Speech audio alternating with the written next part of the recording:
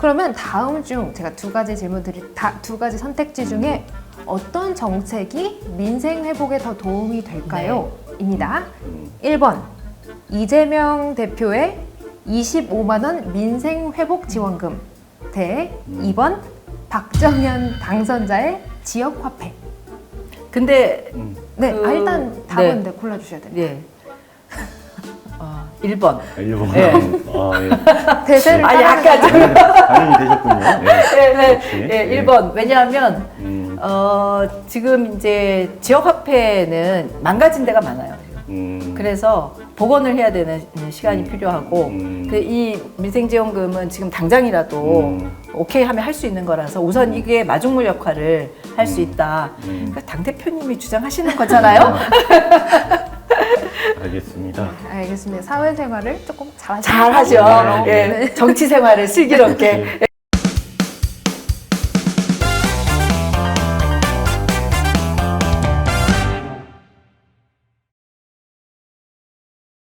자, 디트뉴스 인터뷰, 디터뷰라는 좀 생소한 이름을 붙였는데요. 좋네요. 재밌네요. 디트뉴스 인터뷰라는 네. 뜻입니다. 네. 예, 디터뷰 코너. 대전 이런 것도 되네요. 예. 대전에서 하는 뭐 인터뷰 이런 뜻도 네. 있을 것이고요. 붙이기 나름입니다. 네. 오늘은 대전 대덕구에서 이번 총선에 당선되셨죠. 박정현 당선자 모시고 인터뷰 진행하도록 네, 하겠습니다. 고맙습니다. 불러주셔서. 예, 오히려 이렇게 시간 내주셔가지고 감사드립니다. 어쨌든 뭐 여러 가지 질문들을 드릴 텐데 네. 처음에는 제1야당의 최고위원 박정현. 네. 그러니까 작년 10월부터 하셨나요?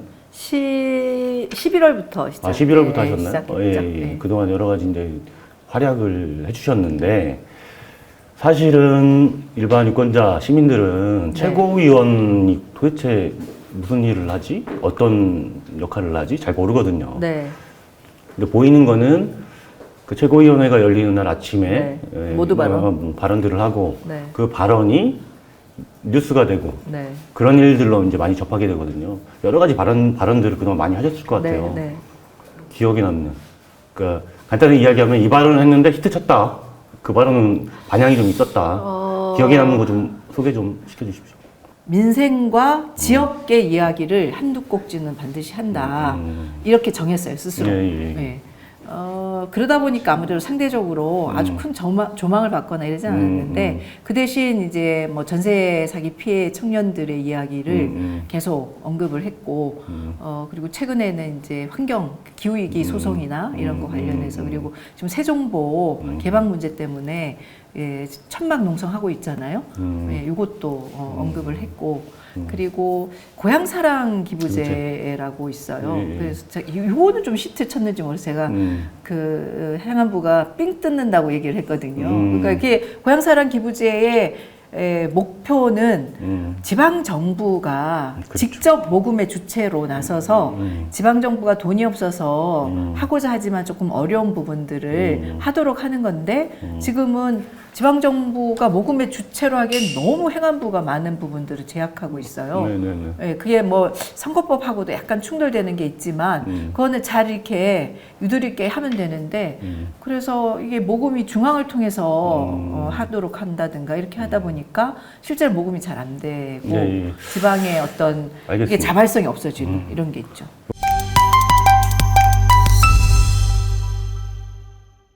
18년 선거에 도전하셨고 네. 대덕구청장이 되셨고 구청장으로 여러 가지 활동들을 하셨는데 구청장 활동을 오늘 인터뷰에서 얘기를 하면은 그것만으로도 이제 너무 이제 길죠? 시간이 너무 길 것 같고 기억에 남는 그러니까 제 개인적으로 기억에 네. 남는 사건이 있어요. 어떤 사건이냐면은 김제동? 김제동 사건입니다. 네. 김제동이라고 하는 네. 유명인이죠. 네. 유명인을 대덕구에서 초청을 해서 제가 제 기억으로는 대덕구 예산 이런 게 아니고 국비나 뭐 이런 예산이었던 걸로 기억하는데 어쨌든 자세한 건 기억하실 테니까. 네. 근데 여러 가지 그 공격과 뭐 이런 부분도 있었던 것 같아요. 소위 말한 보수 언론에서 네. 뭐 혈세 낭비다. 네. 김제동한테 프레임을 딱 짰죠. 네, 프레임을 네. 짜서 네. 일단 김제동도 싫어하고 네, 맞습니다. 두 번째 박정현도 싫고 이 두 가지가 결합이 되면서 여러 가지 공격을 받았던 기억이 있는데 네. 그때 심정이나 감정 뭐 이제는 시간이 많이 지났으니까 네. 예, 그런 일 앞으로 또 당하실 수도 있는 거고 네. 한번 편하게 그러니까 처음에는 조금 이게 뭐지? 네. 예, 이런 생각이 들었고, 두 번째는 굉장히 화가 많이, 스스로 화가 많이 나더라고요. 저에 대해서도, 저에 대해서라기보다는 어쨌든 이 현상 자체에 대해서 화가 많이 나고요. 그랬었는데 지금 그러니까 돌아보면 이제 예산은 우리가 교육특구 교육청이랑 같이 해서 혁신교육지구를 제일 먼저 했어요. 5개구 중에. 왜냐하면 대덕구가 인구가 자꾸 빠져나가는 이유 중에 하나가 교육 문제가 있다고 해서 저는 생각을 해서 혁신지구를 제일 먼저 시작을 했고 그래서 그거의 스타트 강연이었거든요. 사실은. 근데 다른 많은 분들이 좋으신 분들이 있죠. 근데 이제는 말할 수 있다. 김제동 제가 초이스한 건 아니에요. 네. 우리 담당 공무원이 너무 부르고 싶다는 거예요. 그래서 어느 날 저한테 와서 아시냐고 개인적으로. 나 개인적으로는 모른다. 그랬더니 자기가 꼭 불러보고 싶다고. 그래서 그러면 뭐 하실 수 있으면 해보시라고 이렇게 얘기했는데 어떻게 잘 이렇게 해서 됐고. 성사가 됐고. 네. 그리고 김제동 씨가 청소년의 계획이 굉장히 많아요. 그래서 사실은 이제 이 핵심은 그거였잖아요. 강연인데 강연비가 왜 이렇게 세냐. 그렇죠. 네, 제가 그거를 들으면서 그럼 우리가 강연이라는 공연이라고 했으면 시비가 덜 걸렸을까? 그럼 다른 시비가 걸렸을까? 그러니까 네이밍이 사실은 갖는 이렇게 이미지가 있잖아요. 그러니까 일반인들이 잘 모르면 그래 강연인데 강연에 뭐 그렇게 1,000몇백만 원씩 줘야 돼? 맞아요. 예, 이렇게 생각할 수 있죠.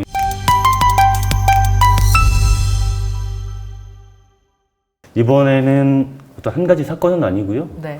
어쨌든 지역의 시민들은 박정현 하면 또 떠올리는 단어가 지역화폐, 대덕이로움. 네.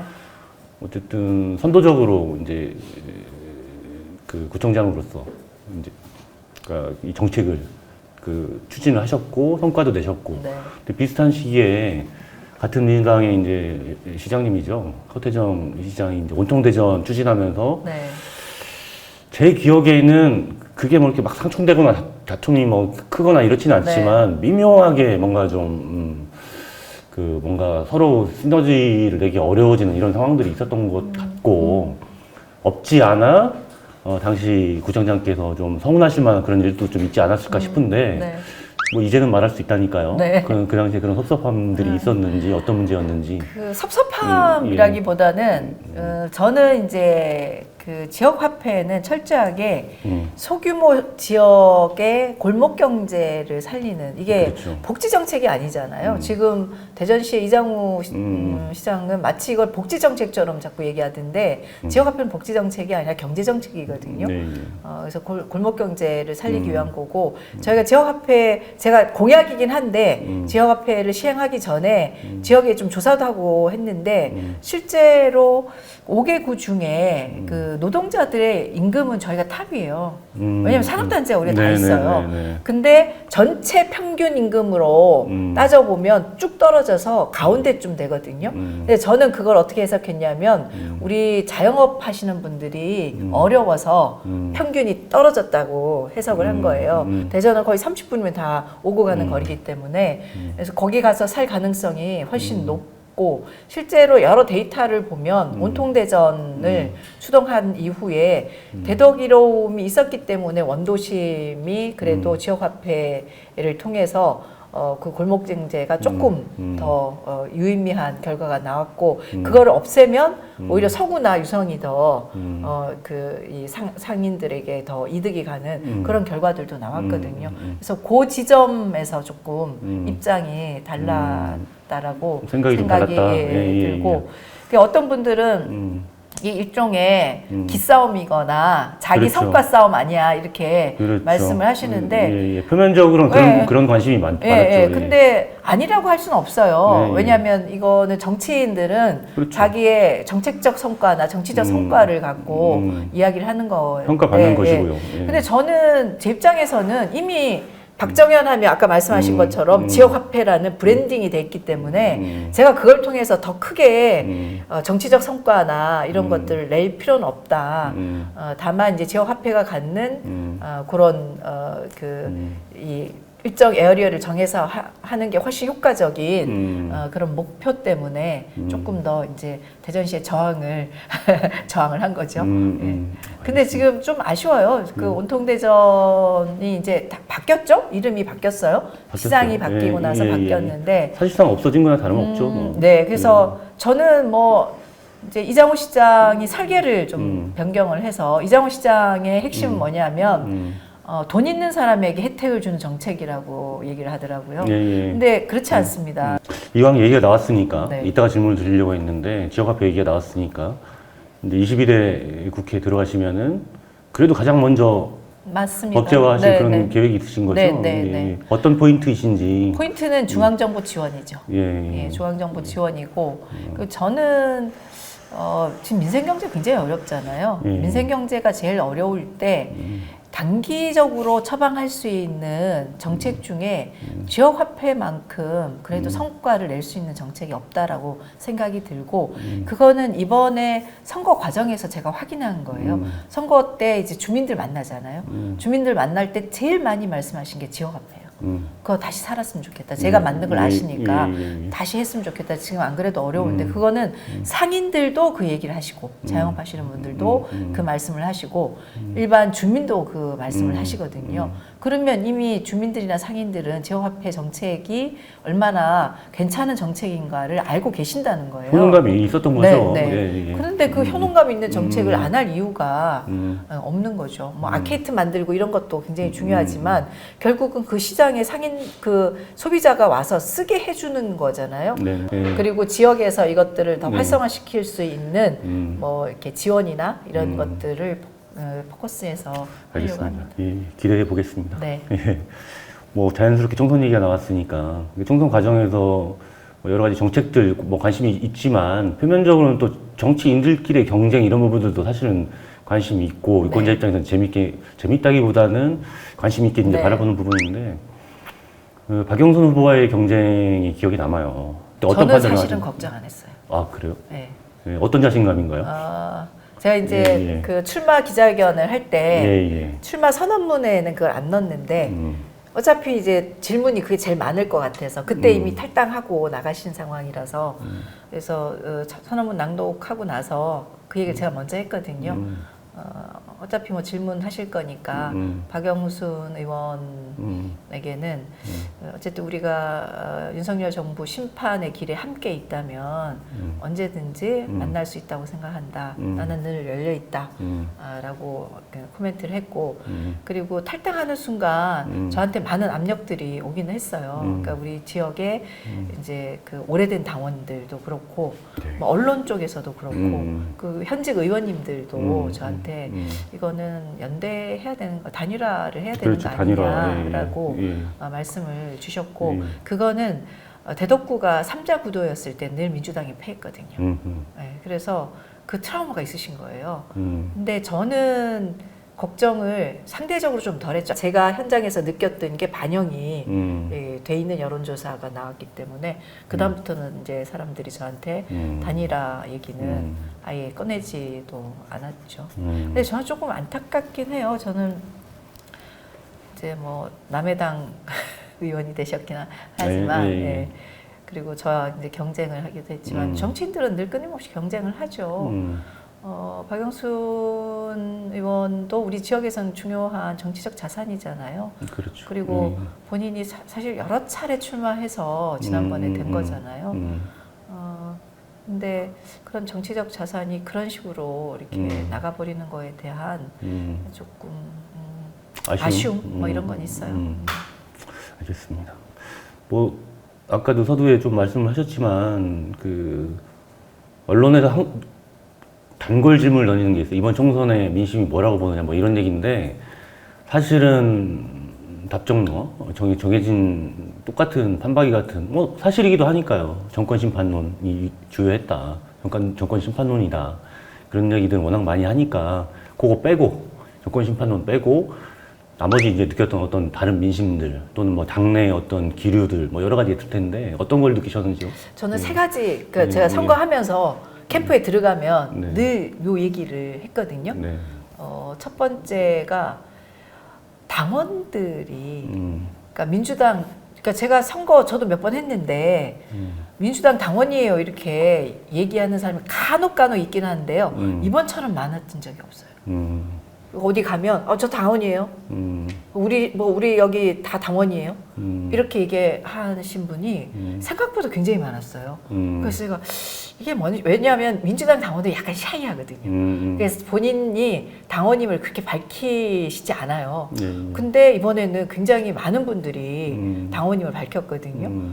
그래서 저는 이번에 국회의장 선거와도 이게 다 맥이 같이 한다 이렇게 생각을 하고요. 그건 좀 이따가 아마 질문 주실 것 같아서 얘기를 하고 두 번째는 제가 사실 지난번 선거 때 굉장히 큰 표차로 졌어요. 저 나름으로는 굉장히 일을 혁신적으로 했고 뭐 모든 대덕 구민들이 저 정책에 대해서 다 호응한 건 아니지만 그래도 저는 대덕 구민들이 뭐 대덕 이름 이런 걸 통해서 우리 이런 거 해요 하는 자부심도 좀 느끼게 해드린 것 같고 그랬는데 이렇게 5,000표 차이로 떨어지면 나는 대덕구에서 더 이상 정치를 하면 안 되나? 이런 생각까지 들 정도로 굉장히 그 마음의 상처가 사실은 컸었어요. 예. 근데 이번에 그게 다 상쇄됐어요. 그러니까 주민들을 만나면 너 일 잘했어. 알아 우리가. 이 얘기를 가장 많이 해주셨어요. 어떨 때 눈물 날 것 같더라고요. 그러니까 모르는 게 아니시구나. 모르는 게 아니고 지난번 선거에는 그런 저런 것들이 복합적으로 돼서 나를 떨어뜨리셨구나. 나를 그래서 한편 생각해보면 국회의원 만들려고 떨어뜨리셨나? 이런 생각도 한편으로 들고 예. 그리고 세 번째는 어르신들이 상당히 호감을 많이 표현하셨어요. 그래서 아직 제가 분석 다 못 해봤는데 세대별도 한번 분석을 해보긴 해야 되는데요. 근데 여론조사 하잖아요. 거기 제가 세대 꼭 보거든요. 근데 65세 이상 세대에서 거의 2대8이잖아요. 근데 대덕은 그렇진 않았어요. 한 5대3? 뭐 이렇게 정도 나왔거든요. 그러니까 그게 제가 현장에서 느낀 것들이 조금 반영이 된 건데 아마 이번 투표에도 그리고 저 요즘 인사하러 다니면요 어르신들이 저 찍었다는 분 굉장히 많아요. 그래서 저거 다 합치면 80% 이겼어야 되는데 이렇게 생각하면서 웃는데 그 세 가지가 큰 차이였어요, 진짜. 네.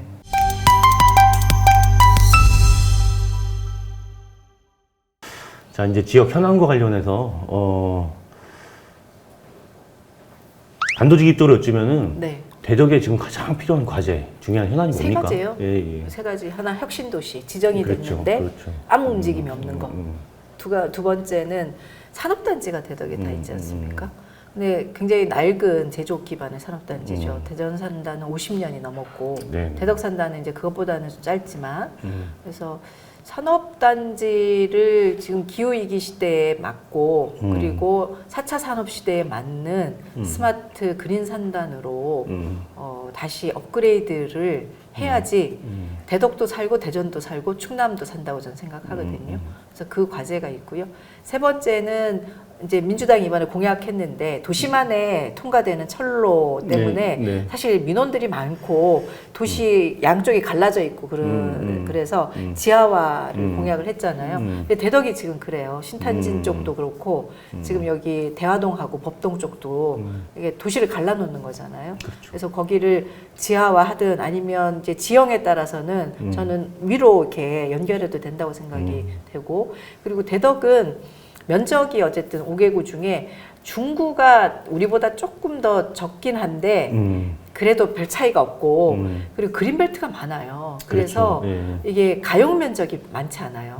근데 우리가 갖고 있는 지금 남아있는 땅 중에 하나가 조차장 부지거든요. 대덕이 소유하고 있는 건 아니지만 어쨌든 그 공공부지잖아요.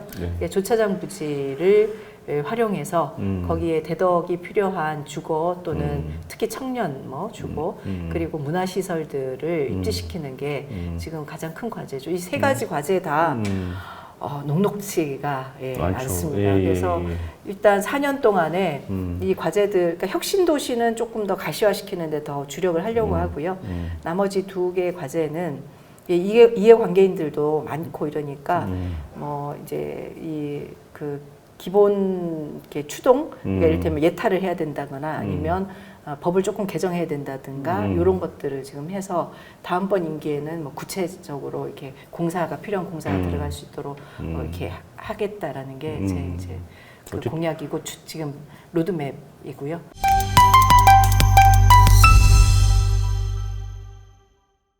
어쨌든 당선자께서 좀 전에 언급하셨는데 지금 말씀하신 그런 공약들 충분히 이제 이행하기 위해서 노력하시겠지만 전제 조건은 대전시와 또 협력하고 이런 부분 굉장히 중요할 것 같아요.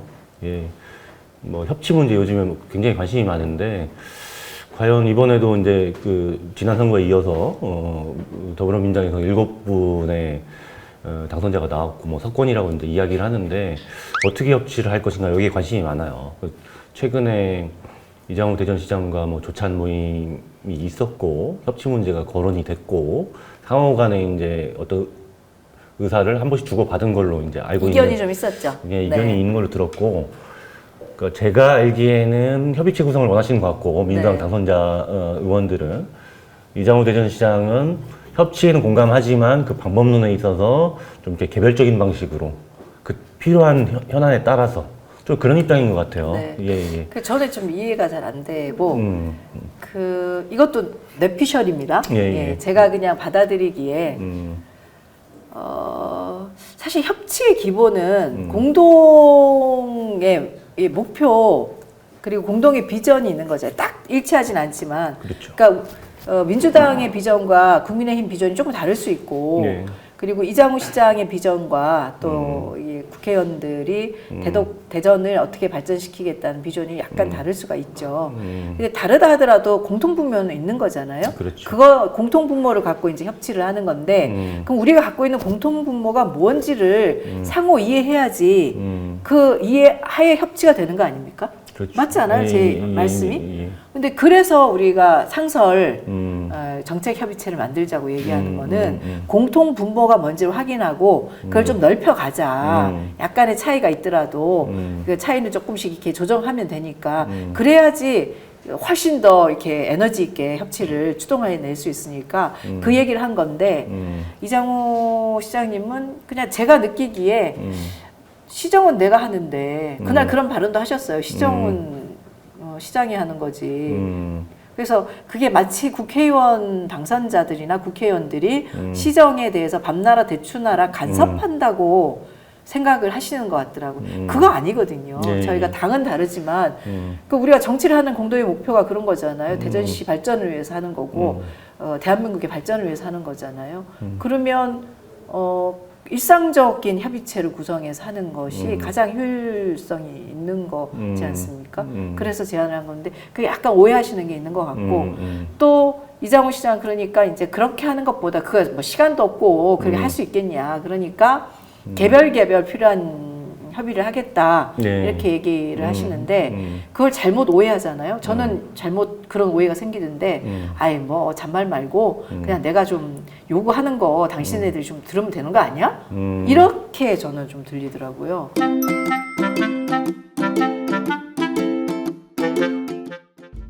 네, 제가 또 이번 주에도 살아서 질문을 조금 던지러 나왔습니다. 이 코너 죽지 않고 살아나고 있습니다. 네. 재미없으면 잘립니다. 그럼 제가 살려야 되는 거예요. 살리고 당선자의 제 그 로고송 캠프 때 로고송이 살리고 민생 살리고 민주주의 살리고 그럼 이제 저희 한번 살려보겠습니다. 돌발 질문도 잘 네. 살려주시면 네. 좋겠습니다. 제가 객관식으로 질문 드릴 테니까요. 네. 그 답변 하나 골라주시면 됩니다. 기권은 안 되고 네, 기권은 없습니다. 대전시가 이제 좀 민선팔기 들어서 좀 축제 도시가 되고 있는 것 같아요. 네. 다음 주 이제 당선자께서 꼭 한 가지 축제에만 참석을 하셔야 된다 네. 하면은 어떤 축제를 좀 참석하시겠습니까? 네. 1번 퀴어 축제. 아직 뭐 열리진 않았지만 네. 열릴 예정이니까요. 네, 네. 그리고 2번은 영시 축제. 네. 네, 골라주시면 됩니다. 아, 두 개예요? 네. 영시 축제죠. 그 사유가 어떻게 될까요? 뭐 퀴어 축제는 어쨌든 이게 뭐 찬성 반대 얘기를 하고 싶은 건 아니지만 사회적으로 여러 논쟁들이 있고요. 사실 정치하시는 분들이 그런 거에 딱 앞장서기가 쉽지 않은 부분들이 있습니다. 그거는 이제 솔직한 저의 이제 개인적 성향이랑 상관없이 저는 어쨌든 그 대덕구민이나 국민을 뽑아준 정치인이기 때문에 전체 흐름을 거스르기는 사실 쉽지는 아직은 않거든요. 그런 측면에서 영시축제 아, 그럼 올해 영시축제 참여하시는 걸로요? 가고 싶진 않아요. 아니 작년에 갔는데요. 좀 그랬어요. 네. 거기다 그 한 가지 추가해서 네. 저기 대덕구에서 뭐 직접 기획하셨던 예, 축제가 있죠. 데코 맥주 페스티벌. 그걸 넣었으면 당연히 그거 딱 선택하셨을 텐데. 아니 이번에 갔어요. 네, 예, 하셨죠. 네, 네, 했고, 네 갔습니다. 예. 알겠습니다. 다음 질문. 다음 질문 바로 드리도록 하겠습니다. 지금 이제 총선도 끝났으니까 이제 정치인들께서 민생 회복에 조금 집중을 하고 네. 계신 것 같아요. 당선자께서도 민생 회복 아까 방금 전에 네. 얘기해 주셨고요.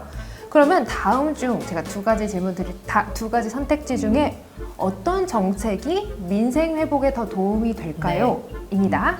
1번 이재명 대표의 25만 원 민생 회복 지원금 대 2번 박정현 당선자의 지역 화폐. 근데 네, 일단 답은 네. 네, 골라주셔야 돼요. 예. 1번. 일본. 네. 대세를 아, 약간 좀. 당연히 되셨군요. 네, 역시. 네, 1번. 왜냐하면 지금 이제 지역화폐는 망가진 데가 많아요.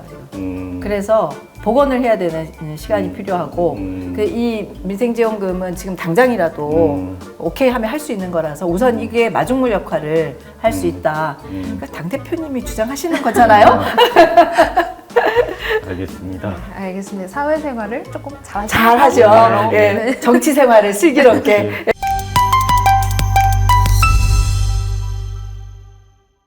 자, 이제 인터뷰 마무리 단계에 접어들었는데요.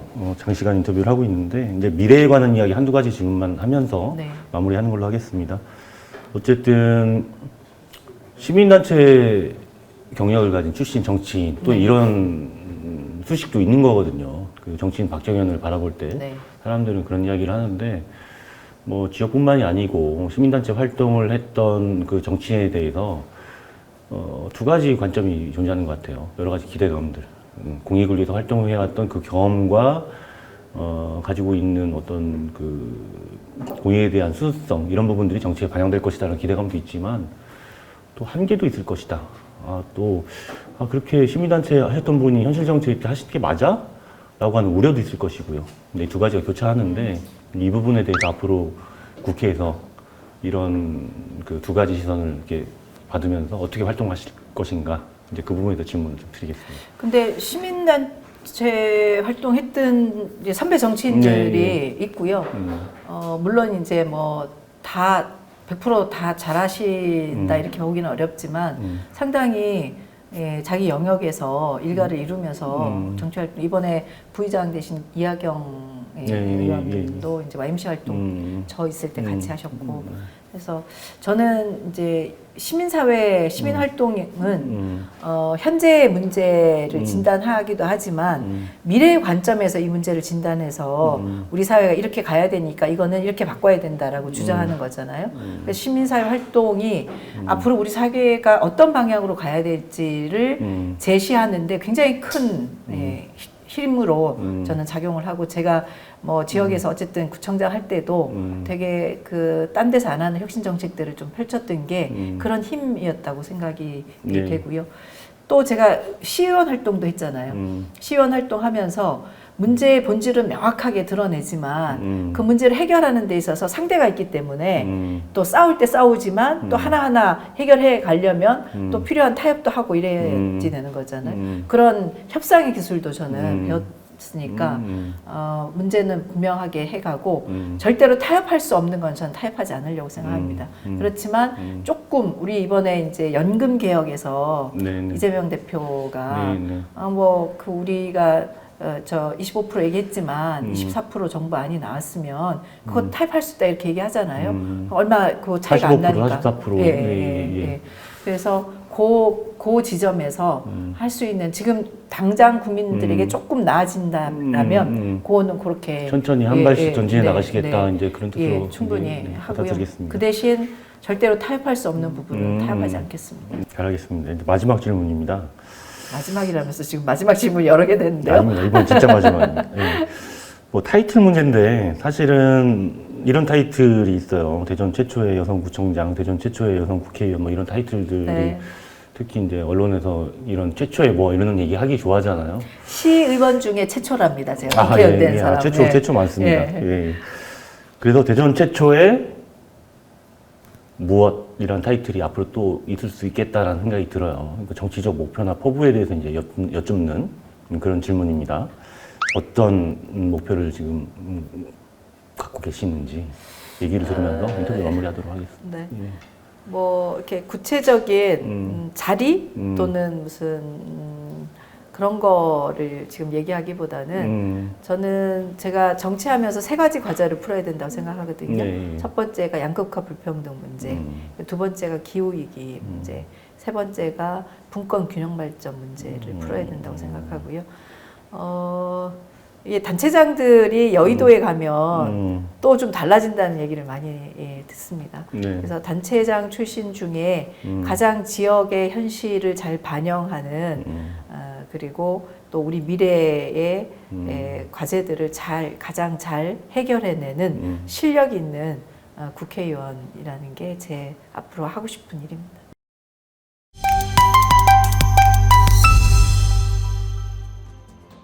장시간 이렇게 인터뷰에 응해주셔서 감사드립니다. 오늘 인터뷰 이것으로 마무리하도록 하겠습니다. 예, 고맙습니다. 네.